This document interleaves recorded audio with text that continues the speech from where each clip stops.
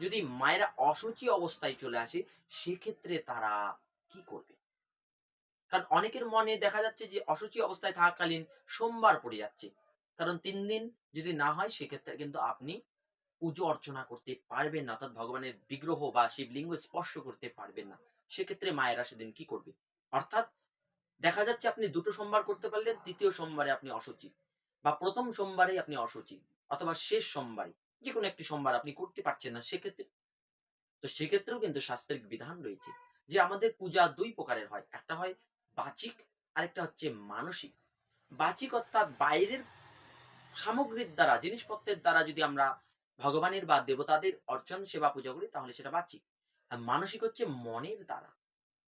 মনের দ্বারাও কিন্তু গোবিন্দকে প্রেম, ভক্তি, ভালোবাসা দিয়ে সেবা করা যাবে।